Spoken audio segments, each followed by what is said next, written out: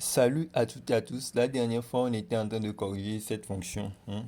La fonction qui est égale à moins x au cube moins x moins 5x sur x au carré plus 4. Et on avait vu que le dk était égal à quoi? Était égal à moins l'infini à plus infini. Bon, je vais revenir.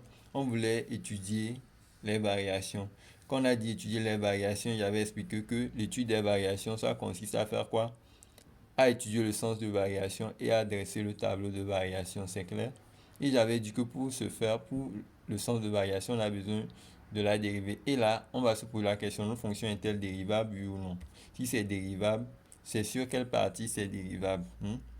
On va chercher la partie sur laquelle la fonction est dérivable pour dériver. Et maintenant, on va étudier le signe de la dérivée pour pouvoir donner le sens de variation, c'est clair? Donc, c'est ce que je vais faire. Après ça, je vais voir la suite et faire le tableau et vérifier s'il y a les informations qu'il faut pour faire le tableau. Bon, on n'a qu'à faire d'abord le petit là d'abord. Donc, on va voir, on va vérifier si notre fonction est dérivable. On a une fonction rationnelle ici et les fonctions rationnelles sont dérivables sur leur ensemble de définitions. Donc, on va dire que que quoi? Comment on va procéder? Quand est k, notre k là, k étant une fonction, comme on dit ça, fonction rationnelle, rationnelle, rationnelle, elle est dérivable sur dk. Et ici, notre dk, c'est grand R. C'est moins l'infini à plus infini. Donc, notre fonction est dérivable sur ça là. Donc, on va le dériver, quel que soit x élément de... Ainsi, quel que soit x élément de dk là, on peut facilement le dériver. Le k' de x va nous donner quoi? Ici, vous avez un quotient. La dérivée d'un quotient, si on prend comme u le numérateur et v comme le dénominateur, pour vous expliquer à mieux comprendre ces genres de dérivés. J'ai fait les dérivés sur ma chaîne Grégard Cognition, allez-y taper, vous allez voir ça. C'est dans les trucs des dérivés. Donc, comment ça se fait? Étant donné, vous allez faire quoi? Vous allez dériver d'abord le numérateur, c'est ça qui est le u que j'ai pris ici. Donc, vous allez dériver ceci d'abord. Donc, ça va être u prime. Maintenant, vous allez laisser le dénominateur qui est mon b ici. Maintenant, vous allez dériver, vous allez laisser maintenant, vous allez faire moins maintenant. Vous allez laisser encore maintenant le numérateur. Comme vous allez dériver ceci, vous allez le laisser maintenant. Et maintenant, vous allez dériver le dénominateur v'. Maintenant, sur maintenant le dénominateur au carré v au carré. C'est ce qu'on va appliquer ici pour faire le travail. Donc, j'espère que vous avez compris ce que je vous ai enseigné tout de suite. Donc, on va l'appliquer. Donc, on y va. Donc, on dérive le numérateur. La dérivée de x au cube, ça fait 3x carré, moins 3x carré. C'est clair? Donc, vous aurez moins 5 ici parce que c'est la dérivée de 5x. Maintenant, vous allez recopier le dénominateur. Ça fait x au carré plus 4. C'est bon. Vous allez faire moins maintenant. Vous allez faire quoi? Vous allez laisser le numérateur. Ça fait moins x au cube moins 5x. Maintenant, facteur de quoi? La dérivée de ça va être 2x. C'est clair, non? Sur x au carré plus 4. C'est clair? Donc, je vais écrire ça ici. K' de x va me donner quoi? On va développer. Ça là, c'est au carré parce que ça fait le v au carré. C'est clair? Donc, on va développer. Ça fait ça fois ça. Ça fait moins 3x à la puissance 4. Vous êtes d'accord? Ça fois ceci, ça fait moins 12x au carré. C'est bon? Vous allez faire maintenant moins 5 fois ceci. Ça fait moins 5x au carré plus 1. Et ça, c'est moins. Et moins fois ça, c'est moins 20. Vous avez vu, non, moins 20 plus maintenant, je vais voir moins fois. Il y a le moins ici. Vous aurez moins 2x quoi. Moins 2x fois ça, ça fait plus. Plus combien? Plus 2x à la puissance 4, c'est bon? Suivez-moi bien attentivement. Ça fait moins fois ceci, ça fait moins 2x maintenant. Ça fait plus encore. C'est bon? Plus 5 fois 2, ça fait 10 x au carré, c'est clair? Divisé par x au carré plus 4, le tout au carré. J'espère que vous comprenez. Donc, ce qui va me donner quoi? Je vais regrouper. Vous faites moins 3x à la puissance 4 et ceci, ça fait moins x à la puissance 4, c'est clair? Là, vous aurez moins 12x carré ici. La somme d'ici, ça fait 10. Vous enlevez 10 ici. Ça fait moins 2. Maintenant, moins 2, ça fait moins 7. x au carré, c'est bon.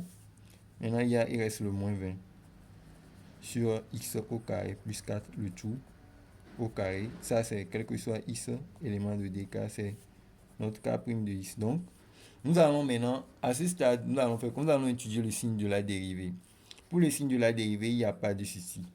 Vous allez voir que le dénominateur, c'est au carré. Donc, j'avais fait au niveau de l'ensemble de définiteur. Vous allez prendre en expliquant, j'avais dit, si on prend ceci comme un nombre, c'est un nombre positif, quoi. Parce que x au carré, il est supérieur ou égal à 0. J'avais dit ça.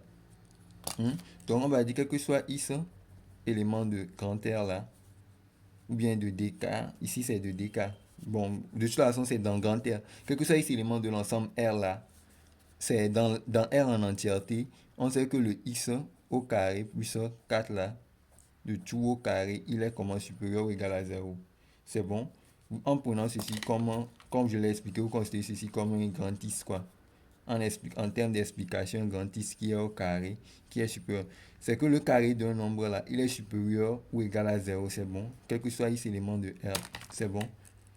C'est-à-dire que, bon, donc si vous avez un intervalle qui est inclus dans, vous prenez une partie de R, ça peut être peut-être de 1 à plus l'infini, quel que soit x élément de 1 à plus l'infini, ça veut dire que x au carré aussi est toujours supérieur ou égal à 0, quel que soit x élément de moins l'infini à 1 aussi, x au carré il est supérieur ou égal à 0, c'est bon. Quelle que soit la partie de R en question, le carré d'un nombre est supérieur ou égal à 0, c'est clair, non?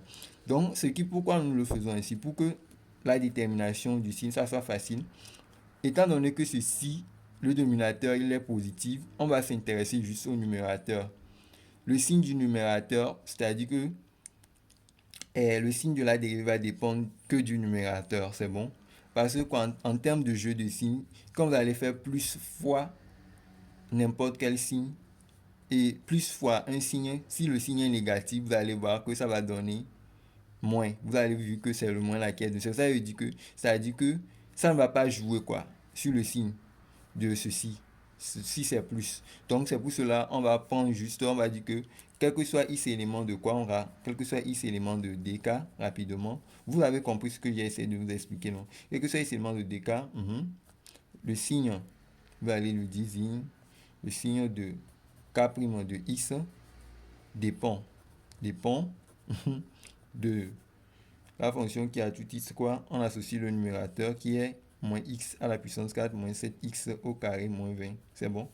Donc, on va le rapidement. Posons. Pour chercher le signe, posons. Moins x à la puissance 4 moins 7x carré moins 20 égale à 0. Oh, on remarque qu'on a une équation qui est bicarrée. C'est bon? C'est une équation bicarrée. Vous allez voir que les dérivés sont paires dedans. Vous allez voir que aussi, oui, c'est ça. C'est une équation bicarrée que vous avez en face de vous. Et là, pour résoudre cette équation, on effectue un changement. On pose quoi? Posons. Et après, on va récupérer les solutions là par la suite. Après, on remet tout à la place. C'est-à-dire, posons ensuite quoi? Moi, je fais ça de ma manière. Quelqu'un peut poser R, bien U, bien comme il veut. Moi, je pose R. Je prends ça comme R. R égale à quoi? Je prends R égale à x au carré. Ça implique quoi? R au carré, ça vaut x à la puissance 4. Donc, je vais remplacer tout dedans. Donc, mon équation là devient, ça fait moins R carré moins 7 R moins 20 égale à 0. Donc, ça, on peut calculer. On a rapidement le delta égale à combien? Le delta, ça fait quoi? Le b carré, ça fait, ici, ça fait 49. Ça fait moins 7 au carré, non? Ça fait 49. Maintenant, moins 4 AC. Il y a le 4 qui est là-bas. Le 4 fétiche. Maintenant, moins, il y aura moins 1. Moins combien? Moins 1, moins 20. Donc, on obtient que, vous allez voir ici, moins fois moins, ça fait plus, ça fait 4 fois ceci, ça fait 80. Donc, au fait, 80, 49 moins 80, vous allez voir que le delta il est inférieur à 0. C'est clair, non? J'ai dit ça dans la bouche et vous avez vu pourquoi c'est inférieur à 0. En réalité, bon, je suis en train de laisser les explications. Suivez bien attentivement ce que je dis. C'est très important. Bon, on a vu que ceci, c'est ça. Ok, on évolue. Qu'est-ce que je vais mettre là-bas? Bon, lorsque le delta est inférieur à 0, ça veut dire que vous n'avez pas de solution réelle. Pas de solution dans grand R, c'est bon. Dans l'ensemble grand R, on n'a pas de solution. Donc l'équation n'admet pas de solution dans grand R. Au fait, comme on a une équation, je vais vous expliquer encore certaines choses dedans. C'est-à-dire, on a une équation bicarrée, non? En temps normal, on allait trouver si le delta était supérieur à 0. Et si le delta est supérieur à 0, c'est une explication que je fais ici. Vous allez avoir R1, non? Et R2 égale à quelque chose. Maintenant, vous devez retranscrire ça. Vous avez fait le changement x au carré égale à R. Donc, vous allez avoir x1 au carré égale à la chose là. x2 au carré égale à la chose que vous avez obtenue. Vous remplacez R par ceci. C'est bon. Et maintenant, vous allez obtenir des solutions. Et ce que je vais vous expliquer encore, venez. Vous savez que quand vous avez x, je vais le faire au bic rouge, quand vous avez x au carré égale à a, avec a supérieur à 0, ça veut dire que ça implique que x égale à moins racine de a, où x va te donner racine de a. Donc vous aurez dans chaque cas deux solutions, et vous allez voir que ça fait une équation, et vous avez les quatre solutions. Lorsque j'ai dit dans le cas où le delta est positif, bon, ainsi de suite, bon, j'ai expliqué ce cas dans ces situations, mais dans notre cas ici, on n'a pas obtenu les solutions. On n'a rien obtenu. Donc, qu'est-ce qu'on va faire? Suivez-moi attentivement, j'essaie de vous expliquer ça. Donc, on n'a pas de solution, mais on a droit à un tableau, c'est-à-dire que je peux dire que je prends le polynôme associé à ceci comme P de x. Oui, P de x, je prends le polynôme associé à ceci, à l'équation là, comme P de x qui est égal à moins x, exposant 4 moins 7x carré moins 20. C'est bon? Vous comprenez ce que je dis? Maintenant, quoi? Étant donné que l'équation est de degré 4, il n'y a pas d'outil pour faire le tableau de signe ici. C'est-à-dire que, quand on n'a pas de solution, signe, maintenant pour faire le signe de k' de x. Donc, on fait un tableau de signes comme ça. On fait comme ça. Ici, il y a x, il y a k' de x. Et ici, il y a moins l'infini à plus l'infini. Bon, vous allez chercher à faire quoi? Et si on avait les deux solutions, on avait les quatre solutions, c'est qu'on allait morceler par, il y aura peut-être ici un intervalle, ici un intervalle, ici il y aura des intervalles jusqu'à 4 intervalles. Et là, dans ça, vous allez introduire des valeurs dedans, vous allez calculer le P des valeurs. Par exemple, ici, étant donné que c'est sur R, c'est que ici, totalement, il n'y a pas, c'est l'intervalle général, c'est R qu'on a obtenu, c'est moins l'infini à plus l'infini. On n'a pas de solution sur moins l'infini à plus l'infini. On calcule le P du réel quelconque. Quelqu'un peut calculer P de 0. P de 0, ça fait combien? Ça fait moins 20. Donc, vous allez voir que le signe ici va être moins parce que vous avez introduit quoi? Bon, vous pouvez faire le show, vous faites un signe comme ça pour qu'on sache que vous comprenez. C'est que vous avez introduit P de 0 qui est égal à moins 20. C'est bon. C'est ça qui vous a permis de mettre le signe. C'est-à-dire que s'il y avait des intervalles, vous allez prendre une valeur qui appartient à un intervalle, vous calculez quelque chose de concret, vous l'insérez dedans. Vous calculez aussi quelque chose de concret, vous insérez dedans. C'est-à-dire, si vous avez cet intervalle, vous calculez le réel. Bon, je vais sectionner. Bon, si je fais comme ça, c'est pour vous expliquer. Donc, peut-être vous avez moins l'infini à 1 ici. Donc, vous allez calculer P2. Entre moins l'infini et 1, il y a le réel 0. Il y a le réel combien? Oui, il y a le réel 0 là-bas. Vous pouvez calculer ici. P de 0. Vous allez calculer P de 0 ici. Par exemple, pour trouver le signe, quoi. Et insérer ici. Dans notre situation, on a vu que c'était ce qu'on devait insérer. C'était le plus facile, c'est de calculer le P de 0. J'ai inséré et j'ai trouvé le signe. Donc, ici, rapidement, je déduis le sens de variation. Puisque je sais que mon ça, on déduit ici sens de variation de k, c'est bon. Donc on voit clairement que quoi, et k est strictement décroissante sur quoi, sur moins l'infini à plus l'infini.